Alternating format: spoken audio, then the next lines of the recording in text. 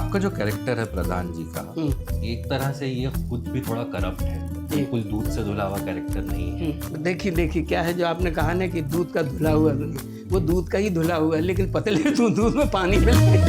मेरे ज़माने में राज अब्बर हुआ करते थे। अच्छा। हाँ, वो थर्ड ईयर में थे, मैं फर्स्ट ईयर में था। वहाँ तो अजीब अजीब किस्से हैं मेरे। एक बार मैं 18 गोलियों से मरा और यहाँ मारा ये, उसके बाद उसे चौथी गोली मेरे सर में मार दी। सर में मार दी, लेकिन मैं मरा नहीं। मैंने मुंडी लटका ली और इतनी चीज़ें मरी ऐसे करते करते। अब पब्लिक चिल्ला रही है, आदमी है कि ऊँट है ऊँट। सखी सैया तो खूब ही कमात हैं, महंगाई डायन खा जात है। अरे हर महीना उछले पेट्रोल, डीजल का उछला है रोल, शक्करबाई के कबोल और उषा बासमती धान मरी जात है, महंगाई डायन खा जात है। Hello and welcome to the comment section. मेरा नाम अब्बास है और 1980 के दशक को ख़त्म होते होते दो बहुत ज़रूरी चीज़ें हुई। 1988 में मेरी पैदाइश हुई और 1989 में डीडी नेशनल पे एक बड़ा प्यारा सा टेलीविज़न शो डेब्यू हुआ जिसका नाम था मुंगेरी लाल के हसीन सपने। और आज मेरा एक बहुत हसीन सपना पूरा होने जा रहा है क्योंकि मैं उस शो के जो लीड हैं मुंगेरी लाल साहब हिमसेल्फ आज हमारे साथ हैं। उससे पहले लेकिन मैं ये कहना चाहूँगा कि हम रोल करने से पहले मैं अपने कुछ दोस्तों से बात कर रहा था कि हम एक आर्ट फॉर्म या एक मीडियम को मास्टर करने में ही फेल हो जाते हैं, लेकिन आज हमारे जो गेस्ट हैं उन्होंने स्टेज, फिल्में, संगीत, टेलीविज़न, एडवर्टाइजिंग और अब स्ट्रीमिंग सब पे अपना जादू बिखेर दिया है। I am talking about none other than mister रघुवीर यादव जी। Welcome sir. बहुत बहुत शुक्रिया जी, शुक्रिया। रघुवीर जी, थोड़ा मैं शुरुआत से शुरू करूंगा जी। जबलपुर में आपकी पैदाइश हुई जी और 15 साल की उम्र में जी आपने घर छोड़ दिया जी कि कुछ किया जाए। आप म्यूजिशियन बनना चाहते थे। जी 15 साल की उम्र में मैं 10th स्टैंडर्ड में था, मुझे कुछ नहीं पता था मुझे अपनी ज़िंदगी के साथ क्या करना है। जी। तो कैसे आपने 15 साल की उम्र में ये सोचा कि भाई निकला जाए, कुछ किया जाए? एक्चुअली जो माहौल था उस वक्त का, जी। मैं 50s के आसपास की बात बता रहा हूँ कि मैं वहाँ से निकला हूँ 67 में। तो वहाँ का जो माहौल था, सिर्फ क्या था कि जबलपुर छोटी सी जगह, वहीं गांव में, और छोटे से गांव में मेरी पैदाइश। हम बैलगाड़ी चलाते थे, भैंसे चराया करता था। और ज़्यादा से ज़्यादा पढ़ाई के बाद फैक्ट्री में नौकरी कर लेते थे, उसके बाद शादी हो जाती थी, उसके बाद बच्चे, उसके बाद फिर दूसरी जनरेशन शुरू। बस ये सब चल रहा था। तो ये सबका यही काम था, सबकी नीयत बस यही थी कि बस इतना कर लिया जाए तो ज़िंदगी सफल है, मतलब हो गया काम, बस ख़त्म। तो मुझे जब मैं, क्योंकि मेरा ताल्लुक म्यूज़िक से था जी। और इन दिनों रामलीला, रासलीला, यहाँ तक कि सब्जी बेचने वाले, यहाँ तक कि जो भी वहाँ पे भिखारी, ये वो सब इतना सुरीला कि सारा माल सुरीला ही था। तो वहाँ से पता नहीं मेरे जहन में म्यूज़िक कैसे सवार हुआ और मैंने कहा कि इसको सीखना चाहिए। क्योंकि जब मैं म्यूज़िक में होता था तो बिल्कुल ऐसा लगता कि मेरी दुनिया बिल्कुल दूसरी है।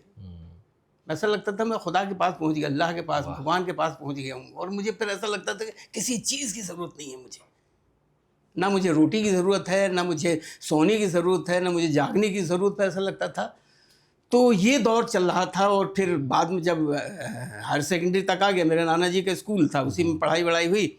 तो हायर सेकेंडरी तक जब मैं पहुँच गया तो उसके बाद मुझे ये लगने लगा कि अभी बस हायर सेकेंडरी करूँगा मैं, उसके बाद मैं बस यही होगा कि फैक्ट्री में यहाँ तक कहीं नौकरी लग जाएगी और शादी होगी, फिर मैं यहीं का यहीं रह जाऊँगा। तो मैंने तय कर लिया कि नहीं भैया, कुछ और करो जो आपके, क्योंकि मेरी नीयत जो करने की थी, अगर वो ना करूँ तो फिर ऐसा लगा बरगला जाऊँगा मैं, भटक जाऊँगा मैं। तो मैं बस घर छोड़ के आ गया। कभी आपने माँ बाप से बताने की कोशिश की कि मैं गाना चाहता हूँ, म्यूजिशियन बनना चाहता हूँ? नहीं, उनको मालूम था, क्योंकि जहाँ वहाँ भजन मंडली और ये सब होता था, बताया नहीं कि मैं यही करना चाहता हूँ, ये नहीं था मेरा। लेकिन उस वक्त ये भी था कि मार भी बहुत पड़ती थी गाने बजाने पे, तो डर के मारे कैसे बताऊँ कि मैं वहाँ तो पिट जाता था कि पढ़ने लिखने में मन नहीं लग रहा, बस गाने बजाने में लगा हुआ है। तो वो तो मारते थे, वो जो दो हमारे चचा के लड़के, वो भी नाराज़ होते थे कि देखो ये गाने बजाने में लगा, पढ़े लिखेगा नहीं। लेकिन मैंने सबको तोड़ दिया और निकल आया मैं घर से बाहर। फिर फादर का वो भी आया, वो ढूंढने लगे मुझे कहाँ है। तो मैंने फादर को एक चिट्ठी लिखी कि मैं ऐसा कोई काम नहीं करूँगा कि जिससे आपकी इज्जत को दाग लगे। मेरे फादर ने कुछ नहीं बोला। बस मैं वहाँ से जब आया तो सीधा एक पारसी थिएटर नाटक कंपनी थी। जी। ये एक बात बताऊँ, मैं चाह को राह, हाँ। आपकी जैसी चाह होगी आपको राह वैसी मिल जाएगी। वाह। आपको मिलेगी ही राह, सिर्फ आपको राह पहचानना है बस।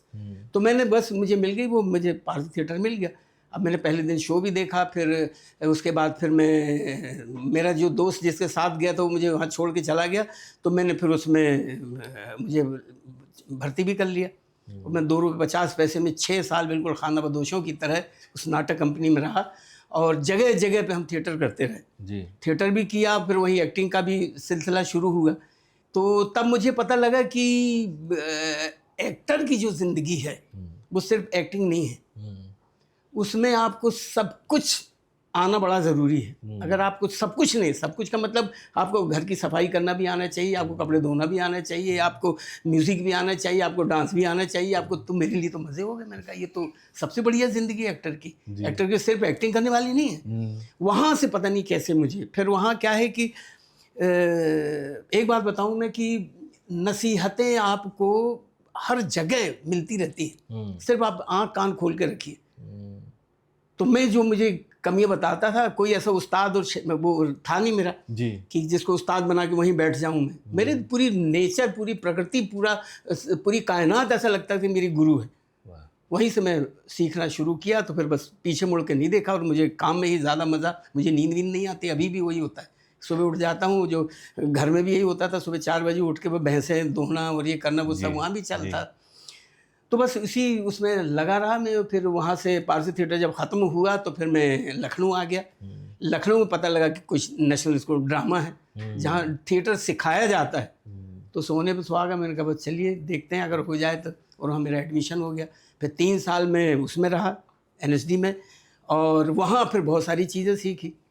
इसके बीच में आपने कहीं पपेट्री भी की है? पपेट्री लखनऊ में आया तो पपेट्री करता था मैं।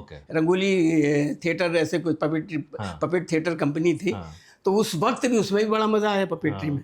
फिर मैं जाके वो यहाँ के हिमाचल और ये वो सब जगह मैंने बड़े शोज़ किए उसके पपेट थिएटर के। तो एक नई ज़िंदगी फिर शुरू मिल गई मुझे, तो वो भी सीखा। फिर जहाँ जहाँ जो मिलता रहा मैं करता रहा। वहाँ से फिर बिहार भी जाया करता था मैं, एक ऑर्केस्ट्रा पार्टी में, वहाँ भी जाके। लेकिन सिर्फ मेरी नियत थी सीखने की, करने की कोई नियत नहीं थी कि मैं करूँ।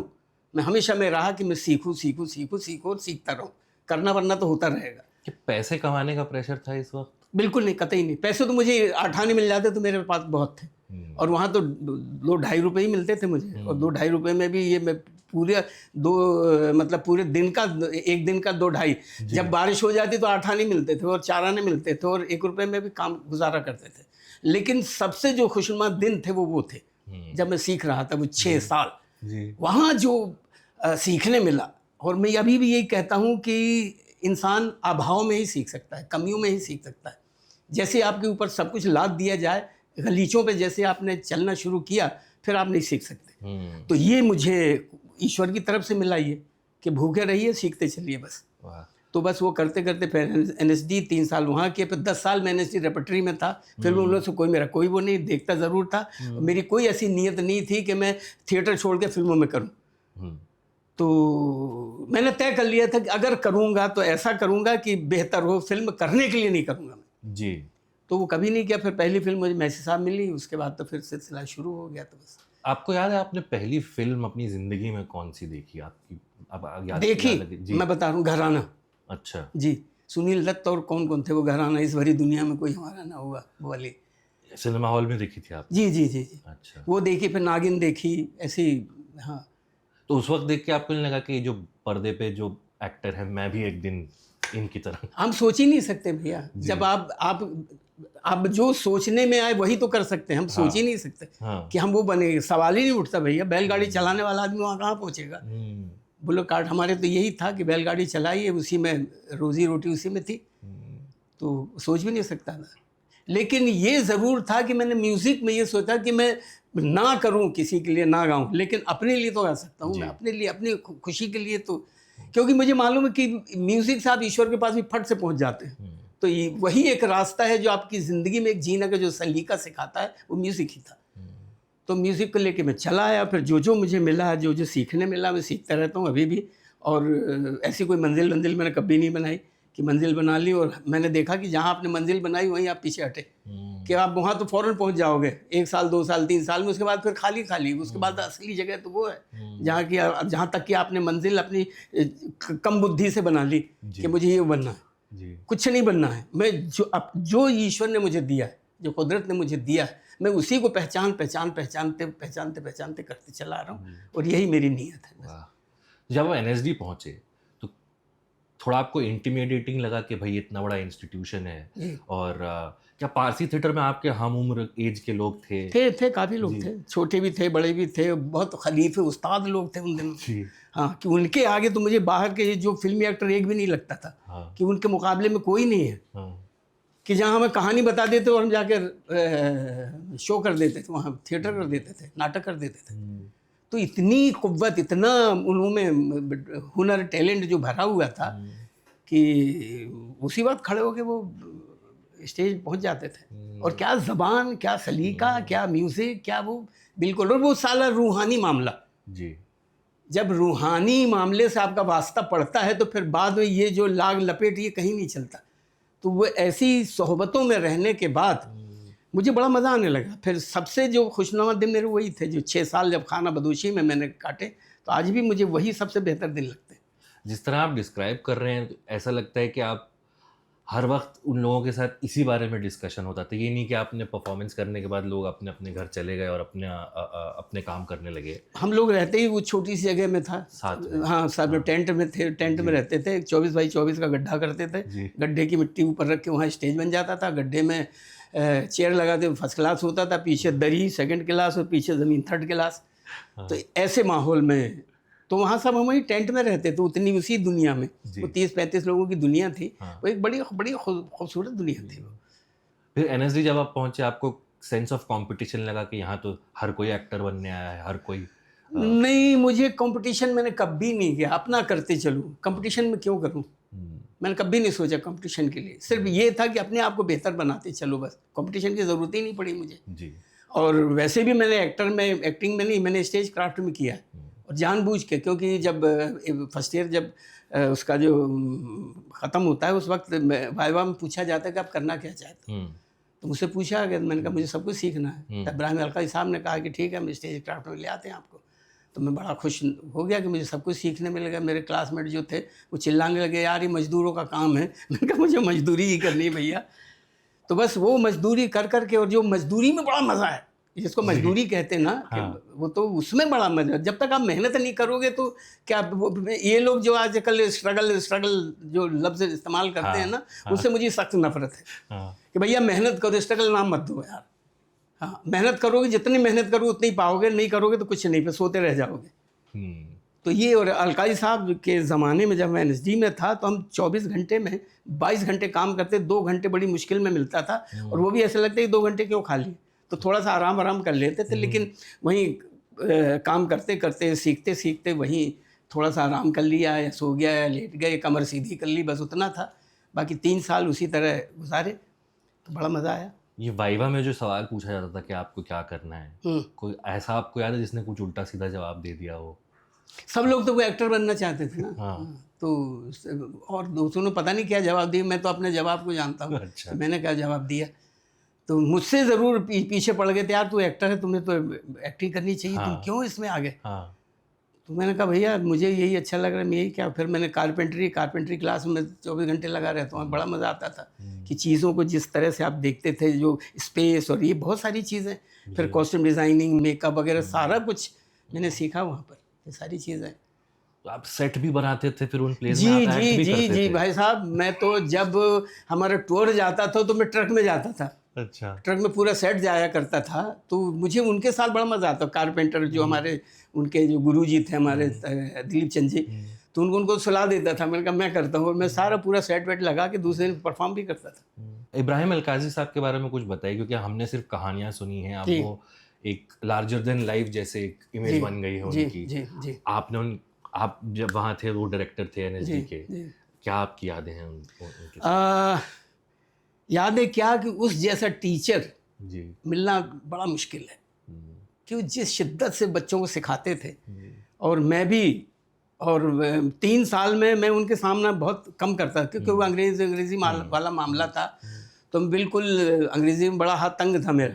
लेकिन वो मुझसे हिंदी में बात कर लेते थे, उर्दू में बात करते थे, तो उस ज़बान में बात कर लेते थे। तो अलकाज़ी साहब का ये था कि वो, मैं उनके कभी नहीं भूल सकता कि क्या हुआ कि 3 सालों में मैंने एक भी दिन नागा नहीं किया, और टाइम से पहुंचता था वे। और फिर मैं स्टेज क्राफ्ट में था, ये सेकेंड ईयर में था, उस वक्त की बात बता रहा हूँ, मैं स्टेज क्राफ्ट में था, तो और लोगों के भी काम कर लेता था, अपना जो सेट लग रहा उनका भी करता था, ये भी करता था, वो भी करता था, किसी नाटकों में स्टूडेंट प्रोडक्शन में मैं एक्टिंग भी कर रहा था, सब कुछ करता रहता था मैं।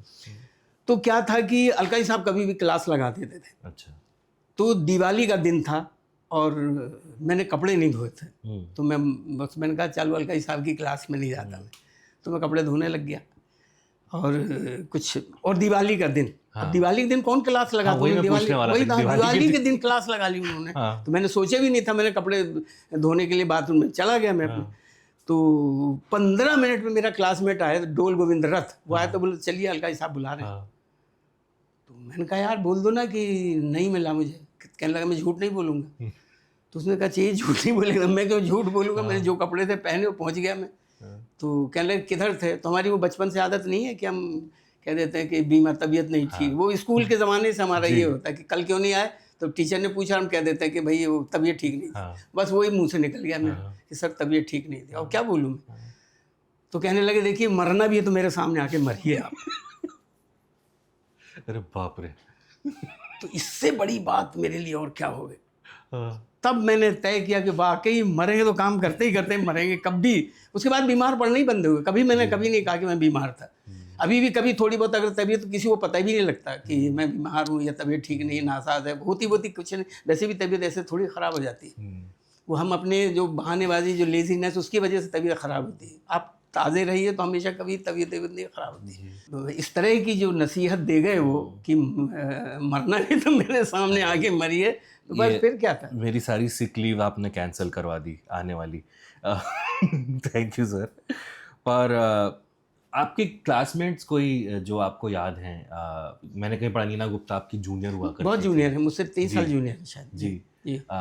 राजा बुंदेला एक मेरे क्लासमेट हैं, डोल गोविंद रथ हैं, सबीना मेहता, ये सब शायद इन लोगों ने पता नहीं कहीं अपना थिएटर वेटर तो शायद बहुत कम ही कर रहे होंगे जी। और डोल गोविंद रथ वहाँ उड़ीसा के थे वो, तो वो पता नहीं वो हैं वहाँ। राजा बुंदेला, एक मनचंदा थे, दीपक कादिर थे। तो दीपक कादिर तो शायद यहाँ थे कुछ दिनों। गोविंद नामदेव आपके? नहीं, मुझसे जूनियर, एक साल। जी। कहीं गलत किसी ने इन्फॉर्मेशन डाली है? नहीं, वो जूनियर मुझसे 1 साल। जी। फिर मेरे ज़माने में राज अब्बर हुआ करते थे। अच्छा। हाँ, वो 3rd ईयर में थे, मैं 1st ईयर में था। अच्छा। और ये अनुपम खेर 1 साल जूनियर है मुझसे। जी। उस वक्त क्या ऐसा लगता था कि हाँ राज बब्बर हैं ये विलन बनेंगे, या अनुपम खेर हैं ये कॉमेडियन बनेंगे? नहीं, ऐसा कुछ नहीं। क्यों अलकाई साहब कभी किसी को भी ऐसा कुछ नहीं करने देते थे। वो सबको एक जैसे उसमें कि कभी कुछ कि ये बनना सिर्फ यही कर सकते हैं, ऐसा कभी नहीं था, कभी नहीं था। वो इस तरह की उनकी टीचिंग इस तरह की थी नहीं, वो सबसे सब कुछ करवाना चाहते थे।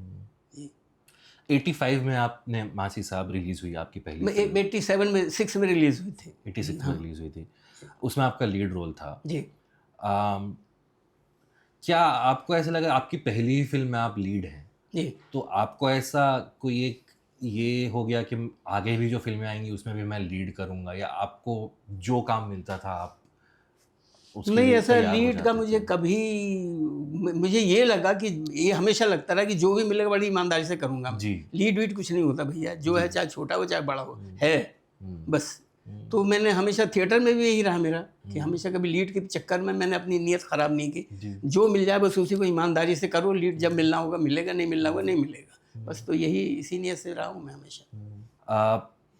मासी साहब और उस वक्त की 80s 70s 80s में जिस तरह की फिल्में आ रही थी उसको पैरेलल सिनेमा का नाम दिया गया था। जी। श्याम बेनेगल साहब ने उस मूवमेंट के साथ एसोसिएट किए जाते हैं। सुधीर मिश्रा जी, सूरज का 7वां घोड़ा में आपने नरेटर की आवाज़ दी है, धारावी में आपने काम किया सुधीर मिश्रा के साथ। पर 2000 का दशक आते आते कहीं वो मूवमेंट जो है थोड़ा फेड आउट हो गया। जी।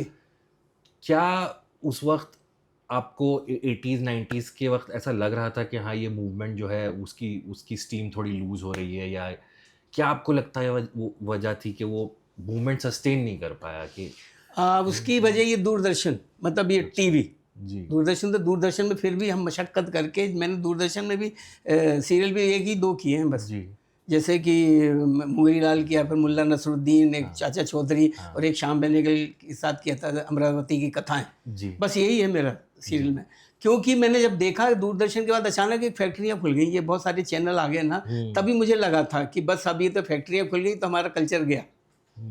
फिर बस एक एक सब्जेक्ट के 1000 2000 इससे कम बात ही नहीं हो रही थी, तो फिर बस वही है नियत की बात। और फिर एक जो कॉमर्शियल लफ्ज जो आ गया, उसने और ख़तरनाक, वो भी और भी ख़तरनाक था हमारे लिए।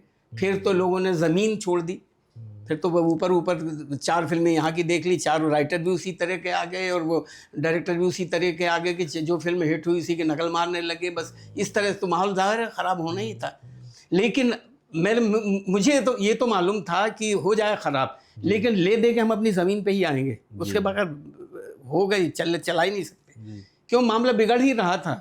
और डायरेक्टर ये तो सीधा ऑडियंस पे उंगली उठाते कि भैया जो ऑडियंस चाहती है वही हम बनाते हैं। आपको कैसे पता कि ऑडियंस ये चाहती है और आप वो बना रहे हैं? तो एक तो ये पैरेलल सिनेमा और आर्ट सिनेमा और कॉमर्शियल सिनेमा, मैंने इसमें कभी वो कैटेगराइज मैंने कभी नहीं किया। मुझे या तो अच्छी फिल्म है या ख़राब फिल्म है, सीधी बात ये है।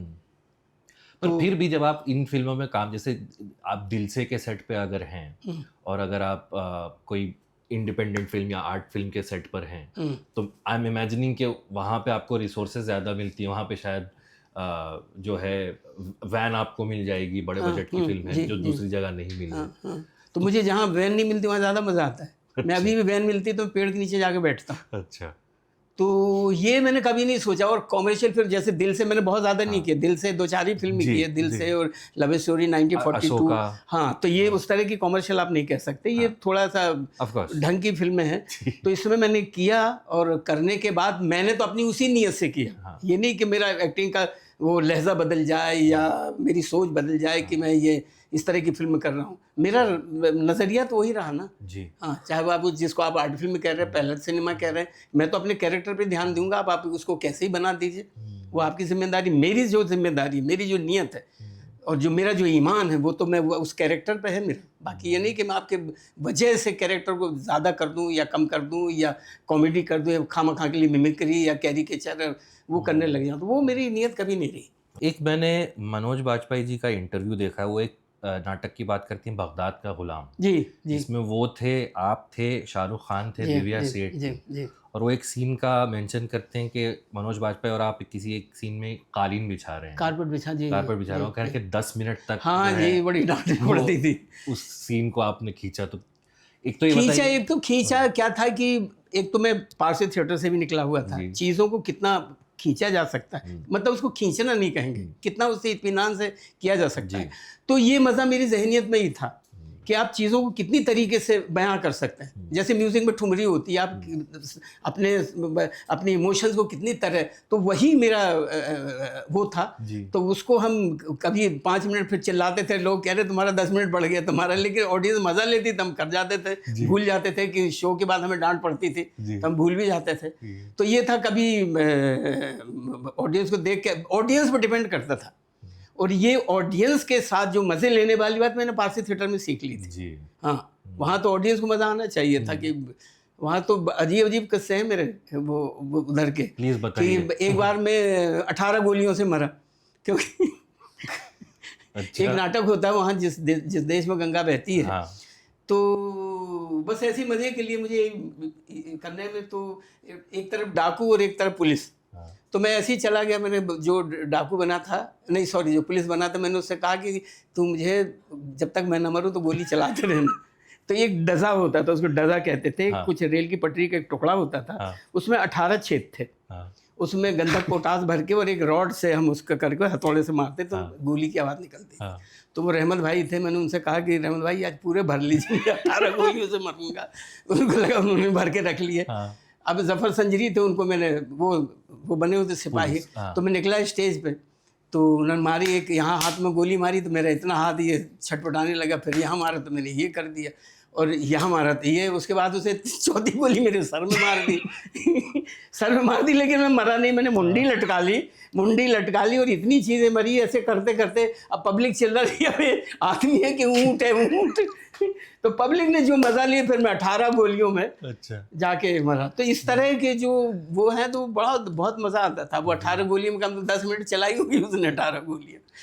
तो ये था, तो ये पारसी थिएटर में इस तरह के जो था, लेकिन ओवर कहीं नहीं होता था कि हम ओवर करके कैरिकेचर कर दें, करते तो उसी शिद्दत से। जब अपना काम आप शिद्दत से करो तभी ऑडियंस मज़े ले पाती है। तो ऑडियंस के पल्स के हिसाब से किसी रात को आप 9 गोलियों से भी मर जाएं, किसी दिन आप 11 एक से भी मर जाएं, बगैर गोली के भी मर जाएं, बंदूक की आवाज़ से भी मर सकता हूँ गोलियाँ तो छोड़ी, ये भी हो सकता है। हाँ आपने मेंशन किया, तो आपने मेरी जनरेशन के जो 2 सबसे आइकॉनिक फिक्शनल कैरेक्टर हैं, मुल्ला नसरुद्दीन और चाचा चौधरी, जिनको हम कॉमिक्स में पढ़ा करते थे जी, आपने इन दोनों को निभाया है जी। और 90s के दशक के आसपास आपने थोड़ा डाइवर्सिफाई किया, आपने टीवी भी किया, आपने एड जिंगल्स भी गाए। जिंगल्स किए, टीवी तो मेरे ख्याल से टीवी में वही किया वो जो चाचा चौधरी। उसके बाद फिर मेरा कोई ये शायद अमरावती खताओं से पहले हो चुका था मेरे ख्याल से, यही था मेरा। बस बहुत ज़्यादा मैंने नहीं किए, क्यों मुझे मालूम था कि इसमें मज़ा नहीं आएगा। उसमें तो बस ऐसा लगेगा कि आप जीना छोड़ दिया आपने, बस आप काम करिए, सुबह जाइए शाम को आइए। वो उसमें ही थक गया था मैं चाचा चौधरी में। अच्छा, लेकिन वो बच्चों का था तो मुझे बच्चों से बड़ी शिद्दत है। अच्छा, क्योंकि मैंने बच्चों से बड़ा सीखा है, उनकी जो ईमान, उनकी जो सच्चाई, उनसे मैं बड़ा सीखता हूँ। तो बच्चों के हिसाब से मैंने कर लिया था कि बच्चों को मज़ा आना चाहिए। जी, आपने सुनी थी मुल्ला नसरुद्दीन की कहानियाँ जब आपको रोल ऑफर हुआ था? जी, मैं एनएसडी के दौरान में यही करता था कि पढ़ाई लिखाई तो हमारे पास पैसे नहीं होते थे। 20-20 पैसे की हम वहाँ चांदनी चौक, वहाँ संडे को मार्केट लगती थी, तो पैसे हमारे पास स्कॉलरशिप में 10 रुपये बचते थे, उसी में से कुछ 50 पैसे की कोई किताब ले आते थे, वो पढ़ा करते थे। अच्छा। और चाचा चौधरी बहुत बाद में हुआ, आई थिंक 2001 में था जी। पर उस शो को करने का भी आपका जो एक मकसद था वो ये था कि बच्चों तक पहुंचे। बच्चों तक, और नहीं, मैंने कॉमिक्स पढ़े थे तो एक्चुअली मैं साबू करना चाहता था उसमें। अच्छा। लेकिन बिल्कुल बस वो सोच ही था, साबू तो कहाँ, ये तो लेकिन उसका कैरेक्टर मुझे बड़ा अच्छा लगता था। हाँ, एक्चुअल सुपर हीरो साबू है। साबू, हाँ। तो चाचा चौधरी, हाँ, फिर चाचा चौधरी मैंने कहा चलिए साबू की आड़ में चाचा चौधरी ही कर लेता हूँ जी। फिल्में, टेलीविज़न, संगीत, स्टेज। फिर कुछ सालों पहले आपकी ज़िंदगी में पंचायत आया जी, जिसमें आप प्रधान जी प्ले करते हैं जी। और एक पूरी जनरेशन है जो आपको प्रधान जी के नाम से ही जानती है। वो शायद इतने फेमिलियर नहीं होंगे आपका जो पिछला काम रहा है उससे। कैसे आया पंचायत आपकी ज़िंदगी में? जब आपने हाँ कहा इस शो के लिए, क्या आपको थोड़ा भी अंदाज़ा था कि भाई अब ये तो मीम बनेंगे इस पे, ये हाउस होल्ड नाम हो जाएगा? ये नहीं, इतना ज़्यादा तो अंदाज़ा नहीं था, लेकिन मुझे जब मैंने उस स्क्रिप्ट पढ़े जी, तो पहले ही दिन मैंने दीपक से कहा, जो हम सब बैठे हुए थे, दीपक, चंदन, सब, मैंने कहा भाई इसमें एक्टिंग की गुंजाइश नहीं है। अच्छा। अगर इसमें एक्टिंग की गई, क्योंकि किसी ने कहा कि हमारे कॉमेडी शो, मैंने कहा ये एक तो ये लफ्ज़ मत निकालिए, अगर ये निकाला तो मारे जाएंगे, ये है नहीं, कॉमेडी शो नहीं है। आप ज़मीन पर रहिए और एक्टिंग की गुंजाइश नहीं है, आप कैरेक्टर जिंदा रखिए बस। अगर उस पर हमने तवज्जो दी तो ये हिट है। अच्छा। तो लेकिन जितना हिट हुआ उतनी अंदाज़ा नहीं था मुझे, उतना तो नहीं था अंदाज़ा, लेकिन ये था कि और जो प्रोग्राम्स चले उनसे तो बेहतर है जी, क्योंकि जिस तरह की ज़बान उस पर लिखी गई थी, जिस तरह के इंसिडेंट, तो जिस तरह का वो था, और मैं वहाँ से वाकिफ़ भी हूँ एक्चुअली। तो मुझे लगा था कि ये जो प्रोग्राम है ये लोग फैमिली के साथ, बच्चों के साथ बैठ के देख सकते हैं। तो इससे बड़ी बात और क्या हो सकती है कि अगर बच्चों के साथ बैठ के देखने लग जाएं लोग, तो वो तो जाहिर है कि हिट ही रहेगा वो। आपका जो कैरेक्टर है प्रधान जी का, बहुत इंटरेस्टिंग कैरेक्टर है, क्योंकि एक तरह से ये खुद भी थोड़ा करप्ट है, बिल्कुल दूध से धुला हुआ कैरेक्टर नहीं है। पावर जो है उसका भी इस्तेमाल करता है, लेकिन विलन नहीं है। हम जब देखते हैं इस किरदार को तो हम चाहते हैं कि हम इनको पसंद करें जी। तो कैसे आपने वो बैलेंस बनाए रखा कि भाई जब ये देखिए क्या है, जो आपने कहा ना कि दूध का धुला हुआ तो नहीं, वो दूध का ही धुला हुआ है, लेकिन पतले दूध में पानी मिले पानी मिले दूध से धुला हुआ है। तो थोड़ी थोड़ी सी उसमें वो है, क्योंकि एक तो इसमें मुझे कोई विलेन नहीं लगता। अच्छा, सब अपनी अपनी ज़िंदगियाँ जी रहे हैं अपने अपने तरीके से, अपने आप को बचा के और अपने आसपास के लोगों को बचा के। तो ये माहौल बड़ा खूबसूरत लगता है, इसमें कोई विलन है ही नहीं। और जितनी जितनी जितनी सरलता से ये सारा कुछ हुआ है, वही सब कुछ है। तो इसमें आप किसी से आपको नफरत नहीं होती, सबसे मोहब्बत ही होती है आपको। सबको देख के सारे कैरेक्टर्स अच्छे ही लगते हैं। और गांव में वाकई ऐसे ही है, सब कुछ ऐसे। मैं जब वहाँ था, जब मैं छोटा था गाँव, तो ऐसी पंचायत बैठ जाती थी। तो ऐसे ये सरपंच और ये लोग सब, किसी की शादी हुई तो सब वहीं अखाड़े के सामने वैसे पंचायत लगा के बैठ जाते थे। हम लोग खेलते रहते थे वहीं, बच्चे लोग सब खेलते रहते। तो हम भी खेलते रहे। तो मैं बड़ा मुँह फट था तो नहीं था, कहना कि जो कोई पूछता तो मैं जवाब दे देता था, जो सही जवाब है। तो मेरे फादर भी वहीं बैठे हुए थे, तो सरपंच जी थे, वो भी हमारी तरफ इशारा किया। उन्होंने कहा कि ये देखो खेलने में लगे हुए हैं ये बच्चे, आजकल के पढ़ते नहीं है, खेलने में लगे रहते हैं। हमारे ज़माने में फर्स्ट आया करते थे, हम लोग फर्स्ट आया करते थे। तो मैंने देखा, तो मैंने कहा जब सब लोग फर्स्ट आते तो सेकंड कौन आता था? मैंने कहा सारे ही फर्स्ट आते थे, तब मैंने कहा सेकंड कौन आता था? ये बात मेरे पिताजी ने सुन ली, तो उन्होंने वही पीटना शुरू कर दिया। बोले बड़ों के मुँह लगता है। अब बताइए, अब इसमें सच क्या है? कहते बड़ों के मुंह लगता है। तो बस उसके बाद तो मैंने शादियों में जाना छोड़ दिया, कैसे मेरे मुंह से कुछ निकल गया कि, तो इस बात पे कि बोले कि बड़े जो भी कह रहे सच कह रहे हो कि हाँ हम सब फर्स्ट आते थे। अरे ये क्या बात हुई भाई, फर्स्ट आते सेकंड कौन आता था? इस बात पे मार पड़ गई। तो ये सारी छोटी छोटी चीज़ें उन लोगों की जो जहनियत होती है, क्या वो अपने आप को ही देख के जो वो ही है सब कुछ, बाकी कोई नहीं है। तो ये बातें थी इस तरह की। नीना जी के साथ आपको फिर से काम करने का मौका मिला जी, बहुत सालों बाद जी। कैसा लगा आपको? आपने कहा वो आपकी नहीं वैसा मौका मिलता रहे। मैं तो ये चाहूँगा कि बड़ा मज़ा आता है उनके साथ, क्योंकि थिएटर से उनका ताल्लुक रखा है, साथ में उसी ज़माने में थे। कई सारे फैंस पुराने फोटोज और वीडियो शेयर किया करते हैं उन दिनों के, LSD के दिनों के, और फिर वो साइड बाय साइड पंचायत के फोटो और वीडियो लगा देते हैं। तो मुझे बड़ा अच्छा लगता कि हम लोग जो हमारी जो उस वक्त जिस तरह की काम करते थे वो भी अभी भी बरकरार है।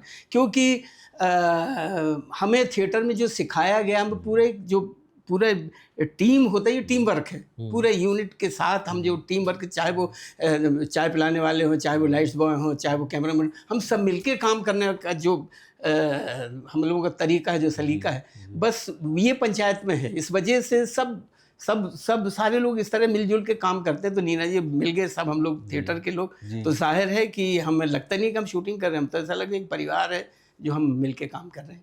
कभी ऐसे मौके होते हैं कि आपको अपॉर्चुनिटी मिलती है कि आप थोड़ा जो यंग एक्टर्स हैं उनके साथ थोड़े अपनी नॉलेज शेयर कर सकें, आपने जो सीखा है? मैं तो बहुत जाता रहता हूँ, वर्कशॉप करने चला जाता हूँ। भोपाल में भी जाता हूँ, MPS पंचायत के सेट पे, पंचायत के साइड तो इतना हम लोग वैसे ही बैठ के अपना सीन विन करते रहते हैं। तो उस वक्त हो जाता है ऐसे कि नहीं आप इधर आ जाओ जी, आ जाओ हम सिखा रहे हैं, ऐसा कभी नहीं करता। क्योंकि मुझे सीखने में खुद क्या है कि कई सारे लोग जो सब थिएटर के बच्चे हैं, सब लोग ये तो इतना ज़्यादा सब में कूट के भरा हुआ है। वो थिएटर के जो तरीका सलीका वो तो सब मिलके कर लेते, तो हमें किसी एक को बताने की ज़रूरत ही नहीं पड़ती। अच्छा, अब सीज़न 4 आ रहा है जी। तीन सीज़न बहुत सक्सेसफुल हुए हैं जी। एक तरह संक्षिप्त में बता दीजिए आपका एक्सपीरियंस कैसा रहा TVF के साथ काम करने में? सीज़न क्या है कि पहला जो किया, उसके बाद जो सेकंड किया तो पहले से ज़्यादा मज़ा आया जी। जब सेकंड के बाद थर्ड किया तो सेकंड से ज़्यादा थर्ड में, और थर्ड से ज़्यादा फोर्थ में मज़ा आया। बस यही है, और मैं चाहता हूँ कि ये मज़ा आता रहे, क्योंकि लोगों को जब इतना पसंद आता तो हमारी भी जिम्मेदारी बढ़ जाती है। ये नहीं कि हम वो खुश होकर कुछ भी करने लग जाएं, ऐसा मैं तो सबसे ही कहता रहता हूँ, भैया हमारी जिम्मेदारी बढ़ रही है तो जो भी करना हो, इसलिए बड़े जल्दी हम नहीं निकाल रहे कि अब ये फोर्थ थर्ड किया अब जल्दी 4 कर दो। सबकी जिम्मेदारी है, सब जिम्मेदारी से काम कर रहे हैं, तो जाहिर है बेहतर ही होगा। एक्साइटमेंट होता है आपको जब सीज़न 4 की स्क्रिप्ट्स आ रही हैं या सीज़न 3 की आती हैं कि देखें अब क्या हो रहा है मेरे किरदार के साथ? हाँ होता है, बिल्कुल होता है कि क्या है। अच्छा, हाँ कि और ये भी होता है कि जो नहीं होता तो फिर वहाँ भी निकाल लेते हैं अगर पहले से स्क्रिप्ट मिल जाता है तो। फीडबैक देते हैं आप कभी राइटर्स को कि ये क्यों करवा दिया मेरे किरदार? नहीं ऐसा क्यों करवा दिया, नहीं क्यों नहीं करवाया। क्यों करवा दिया थोड़ी बोली, क्यों नहीं करवाया। कि ये आपने जो ये है तो इसको ये क्यों नहीं कर रहा है। ठीक है। बहुत एक्साइटेड है हम लोग सीजन 4 के लिए, जी। तो we look forward to it. एक चीज़ मेरे बीच में रह गई, बहुत इंपॉर्टेंट फिल्म आपकी ज़िंदगी में, सलाम बॉम्बे, जी। मीरा नायर की जी, फिल्म जी। जो ऑस्कर के लिए नॉमिनेट हुई थी, जी। इसमें आपने चिल्लम प्ले किया जी, था। जी, ये एक चर्सी कैरेक्टर है, जी। और ये पढ़ा है मैंने कि नाना पाटेकर ने आपको सजेशन दिया था कि आप असली जो चर्सी हैं उनके साथ घूमें हाँ, फिरें, हाँ, हाँ, उनसे मैंने सीखें। हम लोग वर्कशॉप की थी एक्चुअली जी, ये, जी। वहाँ यहीं ग्रांट रोड पे। तो मीरा थी, इरफान भी थे उसमें, नाना भी कभी-कभी आ जाते थे। जी। तो मुझे जब ये चिलम का रोल मिला तो मैं तो सिगरेट भी नहीं पीता भैया। हाँ, हाँ, तो वही बड़ी आप बड़ा मुश्किल, टीटोटलर मुझे हैं। धुआँ, मैं अंदर जा ही नहीं सकता। हाँ, तो मैं तो परेशान हो गया कि इसको करूँ कैसे? हाँ। तो फिर जब सिगरेट ही नहीं पीता तो फिर बाकी उसको गर्द कहते हैं, जो जी। ब्राउन शुगर वो। हाँ, तो मेरी समझ में नहीं आया, तो मैंने नाना से कहा, तो नाना ने कहा कि वहाँ ग्रांट रोड पे वहाँ बैठे हैं, तो वहाँ चला, एक डॉक्टर से भी मिलवा दिया। हाँ। तो डॉक्टर साहब ने बताया वहाँ से लोग आते हैं, तो मैं जाके चुपचाप वहाँ बैठा रहता, तो उनको देखता रहता था कि जिसने पिया उसकी क्या हालत है, जिसने नहीं पिया उसकी क्या हालत है, जिसकी अभी उतर रही है उसकी क्या हालत, जिसको चढ़ रही है उसको क्या हालत है। तो ये बारीकियाँ वहाँ देखता रहा। फिर मैं आके अपना प्रैक्टिस करता रहा। ऐसे आते जाते कोई ऑफर नहीं करता था आपको? बुलाते थे कि आ जाओ। जी। तो मैंने कहा नहीं पियो, मैं देख रहा हूँ। तो देखने लगते, एक दो दोस्त भी बना लिए थे मैंने जी। कि पियो अच्छा लग रहा। फिर किसी को पैसे भी दिए कि ले आ भाई मेरे सामने पी लो, ये भी किया। इरफान के साथ आपने काम किया सलाम जी, बॉम्बे जी, में। जी। उनका मेरे ख्याल से फिल्म में सिर्फ एक ही सीन है, एक ही सीन है, और क्या हुआ था कि वो उनकी हाइट ज़रा लंबी थी, लेकिन वो बच्चों में खप नहीं रहे थे। अच्छा। तो ना खपने की वजह से मीरा ने उन्हें कहा कि तुम कुछ और कर लो, तो ये परेशान हुए। हम वहाँ पे जसलोक के पीछे एक वहाँ रहा करते थे उन दिनों, जब हमारी वर्कशॉप चली, अच्छा। शूटिंग चल रही थी। तो ये बड़ा वो हुआ, रोने वोने लगे सब हम। तो फिर हम बैठे, तो फिर मैंने उनको बताया कि देख लो कि ज़िंदगी में जो होता हमेशा अच्छे के लिए होता है। जी। फिर हमने अपने किस्से बताए कि हम कैसे कैसे उससे गुजरे हैं, कि ये तो आपको कुछ नहीं है, कि आपको सिर्फ एक रूट से निकाल के दूसरा दे दिया, हमें तो ऐसा भी किया बिल्कुल किनारे कर दिया, ये भी हुआ। लेकिन आज मैं देखता हूँ कि वो किनारे करने की वजह से आज मैंने वो किनारा छोड़ के मैं दूसरा बिल्कुल वहाँ पहुँच गया। तो ये हमेशा होता है। जी। तो कभी इस बात की मुझे कभी वो भी नहीं रहा कि शिकायत रही कि मुझे ये कर दिया। तो फिर वही हम किए, फिर मैंने उनको बताया, खूब हंसे हम रात भर, दूसरे दिन ठीक हो गया बस। आपने उनके साथ दो और शॉर्ट फिल्में की, एक थी मारिया और एक शाम की मारिया, मुलाकात, हाँ, एक शाम, जो स्टार बेस्ट सेलर की जी। पेशकश थी। दो लाइन बता दीजिए इरफान सर के साथ काम बड़ा करने बहुत ही मेहनती और सलीके वाला शख्स था वो, कि मिल के काम करने वाला। और क्योंकि हम सब थिएटर के ही हैं, वहाँ से हैं, ताल्लुक़ रहा है, और फिर सलाम बॉम्बे से भी रहा है, क्योंकि सलाम बॉम्बे से पहले मुझसे शायद ही कभी कभार मुलाकात हुई होगी वहाँ NSD के दौरान। तो बड़ा अच्छा लगा कि बहुत ही मिल के काम करने वाला वो है, कि सीन को अच्छे से समझ के वो, तो भी अच्छी बात होती है ये सब। जी। सर, एक चीज़ मैंने नोटिस किया, आपके रोल्स जो होते हैं बहुत जिंदा दिल होते हैं, और कहीं ना कहीं उनमें एक कॉमेडिक फ्लेयर होता है। कहीं ना कहीं उसमें कई किरदारों में एक तंज होता है, सटायर, जिससे ह्यूमर के थ्रू आप सोसाइटी को एक आईना दिखाते हैं। जैसे पीपली लाइव हो गया, और मुंगेरी लाल भी कुछ हद तक मैं कहूँगा वो है। एक इंस्टाग्राम पे सुष्मिता मुखर्जी जो हैं एक्टर, जो किटी, जो बहुत उनका पॉपुलर किरदार था जासूस करमचंद, उन्होंने एक क्लिप शेयर की थी। अच्छा। एक फन टीवी करके हाँ, चीज हुआ था, लेकिन हो नहीं पाया वो फन टीवी करके, शायद कुछ एपिसोड उसके शूट कर लिए गए थे। जो बहुत इंटरेस्टिंग क्लिप है, क्योंकि वो उसमें एक जिब्रिश की तरह कुछ बात कर रही हैं, और उसके बाद उनके ठीक बगल में आप खड़े हुए हैं रंगीन शर्ट पहन के, और आप ऐसे न्यूज़ कास्टर की तरह एक कुछ कह रहे हैं। तो जो सवाल मैं पूछना चाह रहा हूँ कि जब कॉमेडी की बात आती है, तो एक, जैसे मैंने कहा, एक सटायर हो गया जिससे आप एक तंज खींच रहे हैं, लोगों को दिखा रहे हैं अपना आईना, और एक कॉमेडी होती है जिसको आजकल की जनरेशन कहती है ब्रेन रॉट, कि आपको बस हंसाना है, उसकी कोई कीमत नहीं, आपको बस किसी तरह फन करके हंसाना है। क्या एक ह्यूमर का जॉनरा उस दूसरे ह्यूमर से ज़्यादा अच्छा है, या कैसे? ऐसा कुछ नहीं है। क्या है कि हमेशा जब बिल्कुल धार पे बात होती ना तो अपने आप हंसी आ ही जाती है, मजाक हो ही जाता है, जी। तो असर पूरा ही पड़ता है। जैसे ही आप कॉमेडी जहन में लेके जो करने लग जाते हैं तो वो छिछोरापन हो जाता है। अच्छा। हाँ, फिर वो मिमिक्री, और वो मिमिक्री पे मैंने कभी यकीन नहीं किया, मैंने कभी किसी की मिमिक्री नहीं की, करना भी नहीं चाहता। क्यों? उससे आपकी आदतें ख़राब हो जाती हैं।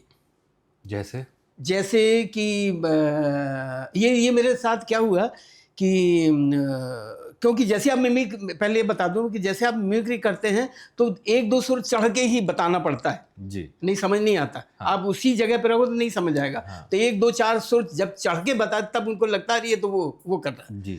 तो जैसी सुर चढ़े तो बेसुरा हो गया ना मामला।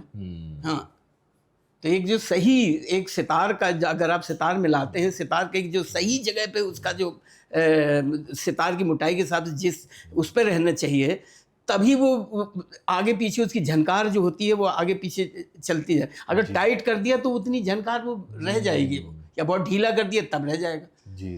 तो ये है, बहुत ज़्यादा टाइट करके जब आप करते हैं तो फिर वो बात मुझे तो समझ नहीं आती। तो मैं उसमें था कि ये मुझे बात कब समझ आई कि मैं जब पारसी थिएटर में था, एक सार्जेंट बाबा हुआ करते थे वहाँ। अच्छा। जो गेट कीपर थे वो 80-85 साल के थे। तो मैं वहीं कोई गाने का एक, उन दिनों में मन्ना डे, मुकेश, रफ़ीन के गाने की नकल किया करता था, उन्हीं की आवाज़ में गाता था। तो मैं मन्ना डे को गाना गा रहा था, वो जनक जनक तोरी बाजे पहलिया। तो जो हारमोनियम मास्टर थे वो थे, उसके साथ और लोग बैठे हुए थे। हम स्टेज पे दिन में ही रिहर्सल कर रहे थे, प्रैक्टिस कर रहे थे। तो बस सार्जेंट बाबा भी बीड़ी पे रहे, तो हम बगल में बैठे हुए। तो किसी ने कहा कि देखो बाबा, बिल्कुल देखो क्या कॉपी कर रहा है, बिल्कुल वैसे, कितना बढ़िया कहा। तो उन्होंने कहा हाँ, मैंने कहा हाँ क्या, देखो ना कैसे बिल्कुल वैसे ही करता है। फिर उन्होंने हाँ कर दिया। कहते बाबा आपको मज़ा नहीं आ रहा? अरे कहते मज़ा क्या है, नकल नकल होती है, अल्लाह ने जो तुझे दिया है तो उसको वो कर, नकल करके तू, जब वो खुद जिंदा है तो नकल करके क्या करेगा? तू वो बनना चाहता है, जब वो खुद बना हुआ है तो तू क्या कर लेगा? वो बना। आय हाय, ऐसी घर कर गई वो बात। उस दिन के बाद मैंने नकल करनी छोड़ दी जी। किसी की नकल, खुद जो है अपने अंदर टटोल के जज्बातों को, इमोशंस को, और अपनी तरीके से बयां करने की कोशिश करता हूँ। अच्छा, तो एक तरह से अगर आप लोगों को हंसाने की कोशिश करें तो शायद वो नहीं हंसेंगे। जैसी कोशिश करेंगे नहीं हंसेंगे। ये ज़बरदस्ती यार दो चार बैठे होंगे वो हंस देंगे, उनके देखे बगल में कुछ मुस्कुरा देंगे। हाँ। तो अब जैसे आपने ज़बरदस्ती कुछ भी किया नहीं होगा जी, अंदर से निकलना चाहिए। ये सारे मामले रूहानी होते हैं। ये वो फिर वो जिस्म जब चलने लग जाता है ना जी, कि हाँ, कि ऊपरी सतही के दिखा दिया, ज़्यादा करके दिखा दिया, तो इसलिए कई जो कैरिकेचर करने वाले वो कभी नेचुरल कर ही नहीं पाए, उनमें वो लाउडनेस आ ही जाती है। पीपली लाइव के बारे में मैं थोड़ी बात करना चाहूँगा सर, मुझे बड़ी पसंद है वो फिल्म। अगेन एक सटायर है। क्या आपको लगता है पीपली लाइव हो या इवन मासी साहब हो, ये जितने लोगों तक ये फिल्में पहुंचनी चाहिए थी, शायद वो नहीं पहुंची, शायद और लोगों को देखना चाहिए ये। क्या आपको लगता है ऐसा? पीपली लाइफ के लिए मुझे नहीं पहुंची तो काफ़ी देर में पहुंची। जिस उस वक्त अगर पहुंची तो शायद फिल्मों का दौर भी वो हो जाता जी। हाँ, क्योंकि सुन के फिर धीरे तब तक काफ़ी टाइम निकल जाता है। लेकिन एक बात बता दूं मैं, ये इस तरह की फिल्में हमेशा के लिए हैं। ये पीपली लाइफ जैसी फिल्म वो कभी पुरानी नहीं होगी। मुझे लगता है आज ज़्यादा रेलेवेंट है वही तो, ये जो जिस तरह, क्योंकि उसमें इतनी मशक्कत, इतनी मेहनत, इतना ईमानदारी से जो सब किया गया है सबने मिलके, तो वो जाहिर है हमेशा रहेगी। अभी लॉकडाउन के वक्त मैंने कुछ पुरानी ब्लैक एंड वाइट फिल्म देखी, जैसे वो काबुली वाला जी। तो भल्ला साहनी मुझे पहले ही से बड़े वो लगते थे, मैंने कमाल के एक्टर थे। तो वो काबुली वाला देखी, फिर वो 2 बीघा ज़मीन, इस तरह की जब मैंने देखा, मैंने कहा ये फिल्में तो आज भी उतनी ताज़ी लगती है, इनमें बासापन है ही नहीं। और आजकल की जो नई फिल्में हैं जो इतने करोड़ों की बजट में एक हफ्ते चलने के बाद वो ऐसे कचरे के उसमें जाती है ढेर में कि आप दोबारा देख ही नहीं सकते उसको।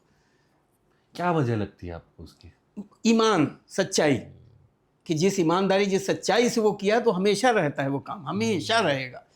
और जैसे ही आप बनाते वक्त आपकी नीयत में फ़र्क आया तो वो नीयत तो फिर वही है कि आपकी नीयत में ये था कि इतने लगाएंगे तो इतने कमा लेंगे जी। तो बस इतने लेंगे इतने कमा ले, तो ना वो कमा पाते, ना ये, ना वो फिल्म रहती कहीं, ना कुछ, और बस मिट्टी में मिल जाती, फिर वो कचरे का ढेर हो जाती है। पीपली लाइफ का एक गाना बड़ा अच्छा बहुत फेमस हुआ है, महंगाई डायन खाए जात है। वो ऐसा गाना है कि वो आउट ऑफ फैशन हो ही नहीं रहा है। महंगाई जो है वो कैसे हो सकता है, जब तक महंगाई जुड़ी रहेगी साथ में। जिस दिन वो गाना इररिलेवेंट हो जाएगा शायद हम सब बहुत खुश होंगे। 2 लाइन अगर सर आप गा दें महंगाई डायन के लिए तो ठीक है जी, हम गा सबको देना। बहुत मजा आ जाएगा।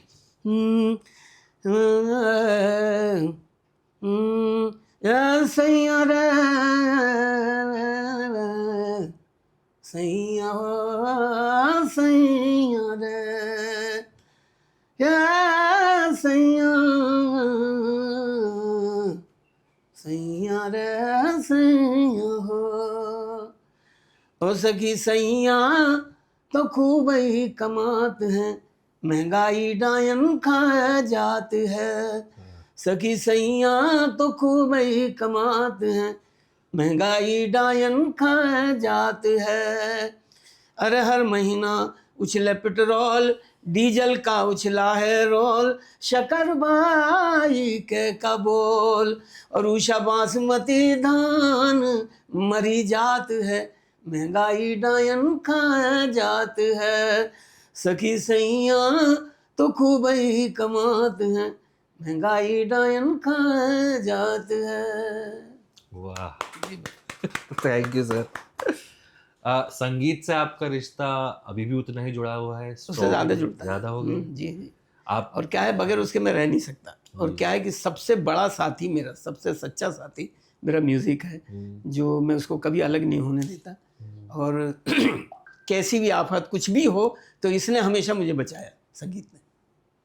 आपके घर में आप वर्कशॉप है जिसमें आप जी जी। म्यूजिकल इंस्ट्रूमेंट्स बजाते हाँ हैं? जी, वर्कशॉप ऐसे, क्योंकि कुछ कुछ बनाता रहता हूँ वैसे ही। बस यही मुझे, जब हम कहीं विदेश जाते हैं तो लोग कहीं पैंट खरीद रहे होते हैं, कहीं जूते खरीद रहे होते हैं, मैं टूल से ढूंढता रहता हूँ। वाह, हाँ।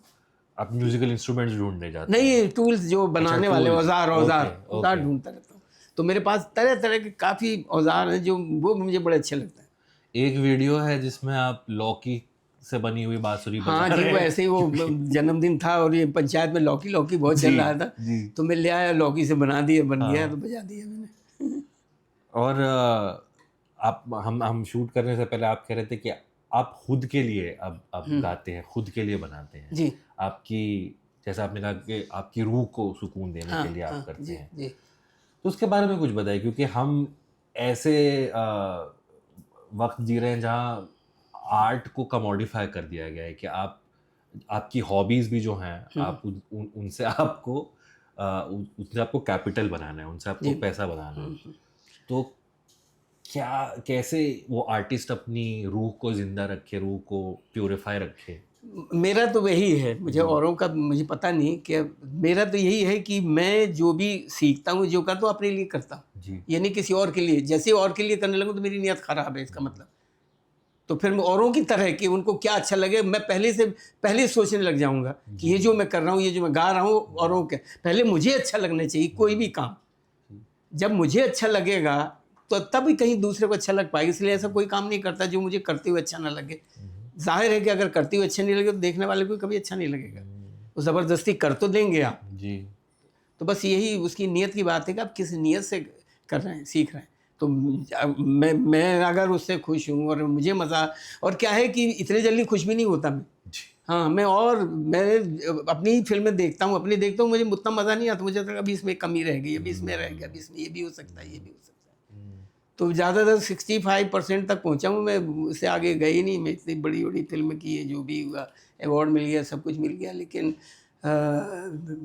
65 से ऊपर नहीं है मैं अभी। आप कह रहे हैं 65, तो मतलब हम लोग शायद 2-3 पे हैं अभी। नहीं नहीं, कुछ, नहीं, हाँ बोलिए। क्या है कि एक तो मैंने डूबना सीखा है। मुझे डूबने में बड़ा मज़ा आता है, तैरने में मज़ा नहीं आता। तो डूबिए तो बस डूबते ही जाइए। वाह। तो वो है बस, और कुछ नहीं। यूट्यूब देखते हैं आप? सोशल मीडिया देखते हैं? देखता रहता हूँ, Instagram? कुछ कुछ जब नज़र पड़ जाती है, कुछ कभी कभी देख लेता हूँ। कुछ लास्ट इंटरेस्टिंग चीज़ जो आपने देखी हो सोशल मीडिया में, जो आपको मज़ा आया हो? कई चीज़ें हैं जो मैंने एक्चुअली, कुछ बड़े बड़े आर्टिस्ट जो आ जाते हैं सामने हैं, फ्लूट बजाने वाले, म्यूज़िक करने वाले, और ये म्यूज़िक का मेरा ज़्यादा वो रहता है कि म्यूज़िक की तरफ मेरा ज़्यादा रुझान है। जी। तो ऐसे ऐसे लोग हैं जो इस जहाँ में पड़े हुए हैं कि जिनको टाइम नहीं मिल रहा। नहीं, अगर वो आ जाएं तो हम सब पिछड़ जाएंगे। मीम्स देखे हैं आपने पंचायत के जो हाँ, देखे कुछ ससुर और ये क्या सब लोग दिखा देते हैं। हाँ। हाँ हाँ। सर एमपी के चीफ मिनिस्टर ने पंचायत की कास्ट के साथ मुलाकात की थी जी और आपने एक इंटरव्यू में कहा है कि मुझे एक और जन्म लेना पड़ेगा मध्य प्रदेश को वापस देने के लिए जो मैं जी जो जी उस जी ज़मीन ने मुझे दिया जी है। जी। एक एमपी टूरिज्म का आपका बहुत फेमस जिंगल भी रहा है, हाँ, एमपी एमपी गजब गजब, है। हाँ बहुत पहले आया था। जी जी। तो ये बताइए, इतने साल हो गए जहाँ से आप 15 साल की उम्र में छोड़ के जो गए थे, हम्म। आपको वो कैसा फील होता है जब आप घर के बारे में सोचते हैं या उस ज़मीन के बारे में या आप जहाँ से आए हैं? एक्चुअली मौत भी वहीं चाहता हूँ मैं, क्योंकि उस ज़मीन ने जो मुझे सिखाया, उस मिट्टी ने जो सिखाया, धार जी। ताल रांझी करूंदी जो जगह थी, कि वो मैं इसलिए मैं जा जा के वहाँ हमेशा बीच में साल में 1-2 चक्कर वहाँ लगा देता हूँ जी। कि वहीं वहीं की जो तासीर है, जो उस मिट्टी की तासीर है, उसको ले आता हूँ, फिर यहाँ खर्च करने लग जाता हूँ। जैसे ही अपने आप को खाली महसूस करता हूँ, वहाँ से जो एनर्जी मुझे मिलती है उसकी मिट्टी में, तो वो मैं, और इतनी एनर्जी है वहाँ पर, वो वजह कुछ भी हो सकती है, क्योंकि मैं वहाँ से मैंने सीखा हूँ, वहाँ से, वहाँ के जो फ़कीरों से, वहाँ के जो सब्ज़ी बेचने वाले, वहाँ की जो रामलीला, वहाँ की जो रासलीला, वहाँ का जो माहौल, उससे जो मैंने उस फ़ज़ा से जो सीखा है, वो ऐसा लगता है कि एक जन्म में उस फ़ज़ा को कहीं तक ले जाना, पूरा कर पाना बड़ा मुश्किल है। इसलिए मुझे लगता है कि कई जन्म ले लूँगा, तब कहीं जाके वो थोड़ा-सा कुछ मिल पाएगा।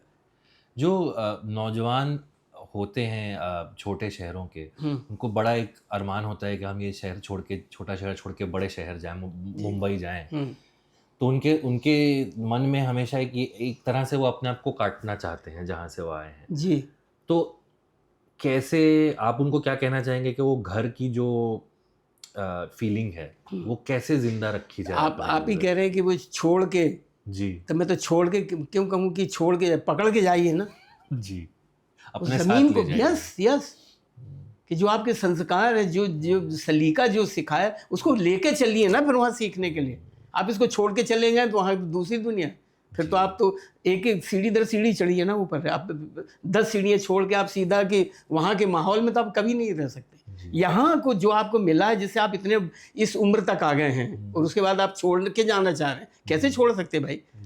छोड़ ही नहीं सकते। अगर छोड़ के गए तो फिर आपकी बदकिस्मती है, फिर आप तो भूल ही जाएंगे उसको, क्योंकि उसी ने सिखाया कि आप छोड़ के चले जाइए, आप कहीं और जाइए। आप यहाँ से सीख लिया है, अब आगे सीखना तो आगे जाइए। हैं, आप उसी को छोड़ के जा रहे हैं जो सिखा रहा है कि आपको आगे बढ़ना है, तो आप हमें छोड़ दीजिए, वहाँ चले जाइए ना। जो सलीका, जो सीखने का जो नज़रिया जो दिया है आपकी मिट्टी ने, आपकी ज़मीन ने, आपके घर ने, आपके परिवार वालों ने, उसको रखिए साथ में, तब निकलिए। देखिए, आपको आगाह भी करता रहेगा, आपको रास्ता भी दिखाता रहेगा, अगर आपके साथ वो है, वो सारी चीज़ें। एक आखिरी चीज़ सर, आप आज भी स्टेज से बहुत जुड़े हुए हैं। जी हम शूट करने से पहले आपने कहा आपने अभी-अभी ऑस्ट्रेलिया में एक जी टूर पूरा किया है। जी। क्या है आज भी स्टेज की जो मैग्नेटिज़्म है, वो क्या चीज़ है आज भी जो आपको खींचे जाती है वापस? और फ़िल्म और स्टेज दोनों जब आप परफ़ॉर्म करते हैं, उन दोनों का एक डिफ़रेंस बताएँ? जी, क्या है, स्टेज से हमें सीखने मिलता रहता है, फिल्मों में और इसमें हम उतना नहीं सीख पाते, और सेटिस्फेक्शन मुझे यही मिलता है, वहाँ सेटिस्फेक्शन नहीं मिलता। यहाँ तो हम, क्या है कि पहले स्क्रिप्ट पढ़ते हैं, फिर उसकी रिहर्सल करते हैं, फिर रिहर्सल करते करते शोज़ होते हैं, फिर शो दर शो हम इम्प्रूव कर देते जाते हैं। फिल्मों में वहाँ के इम्प्रूव करने कोई चांसेस नहीं है। एक बार छप गए, उसके बाद देख देख के हम छाती ही पीटते रहते, घाय इससे बेहतर हो सकता था, बस ये फ़र्क है। अच्छा। थैंक यू सो मच रघुवीर सर। थैंक यू जी, थैंक यू। मैं कंक्लूजन में यही कहना चाहूँगा कि आपका एक 99 वर्ल्ड कप का एक एड जिंगल बड़ा मशहूर हुआ था, जिसमें सचिन तेंदुलकर का वो मास्क पहन के एड उसमें होता था, हाँ हाँ बच्चे। हाँ हाँ, जी जी तो उसमें एक लाइन थी, तोड़ के बंधन खोल के ताले ये दिल मांगे मोर। जी। ये मुझे लगता है जब मैं आपका काम देखता हूँ कि सारे बंधन टूट गए हैं, सारे ताले खुल गए हैं, और जितना आप हमको दे सकें आप हम खुशी खुशी ले लेंगे सर। बहुत थैंक बहुत यू सो शुक्रिया, मच। शुक्रिया, थैंक यू, और हम पंचायत का वेट करेंगे, and thank you for all the work you have done. Thank you so much, thank you, बड़ा अच्छा लगा, थैंक यू।